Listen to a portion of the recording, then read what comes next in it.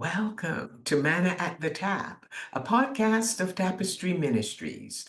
Each episode reflects on a daily Bible reading from the Revised Common Lectionary. I'm Gloria, a fellow traveler on a spiritual journey with the Tapestry community, and we refer to the daily Bible reading as our spiritual manna, nourishing our souls and fostering growth as we share insights and interpretations that enrich our spiritual lives. It's Friday, April 4th, 2025, and it marks day 27 of our Lenten journey.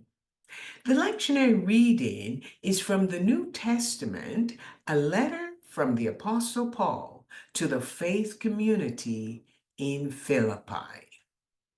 The community began when the Apostle Paul and his traveling companion, Dr. Luke, went to the riverside in Philippi one Saturday morning, hoping to find other Jews who might be there interested in gathering for a religious service. Now, this was the custom at that time. When there was no synagogue in a town, Jews would gather by the riverside on a Saturday morning looking for other Jews who would join them so they could have a religious service. That Saturday morning, instead of Jews, Paul encountered a community of Gentile women led by their leader, Lydia. They had gathered there by the riverside for a time of prayer. Dr. Luke, also a Gentile, chatted with Lydia and then had Paul share the gospel with them. These women were so receptive to what Paul told them about Jesus, they were baptized in the river that same day. Lydia was a wealthy woman and the CEO of her company. She invited Paul and Luke to her home for lunch, but Paul hesitated. However, Luke persuaded him to attend, and they had a wonderful visit together. From those small beginnings, the faith community in Philippi grew. Over time, though, they lost communication with Paul, but they heard rumors that he might be imprisoned in Rome. The community gathered some financial aid and sent one of their senior staff members, Epaphroditus, in search of Paul.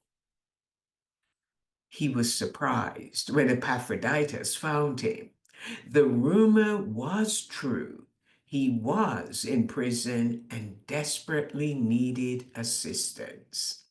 You see, during that time, prisoners had to rely on the kindness and charity of family and friends to meet their physical and financial needs. But Paul had withheld this information from the faith community at Philippi. Yet they continued to seek him out, including sending Epaphroditus to find him. Now, we are uncertain about the duration of Epaphroditus' stay with Paul, but he cared for his physical needs and then he assisted him with his ministry. Well, Epaphroditus fell ill and he nearly died. The faith community in Philippi heard about this situation, and Paul was worried about him dying. So he prayed to God to please spare him, save me from double sorrow, and have mercy on Epaphroditus' life. Once he recovered, Paul wished for Epaphroditus to return home to Philippi to ease the community's anxiety. Paul was also thankful for the support this faith community had provided for him, sending their senior staff member, Epaphroditus.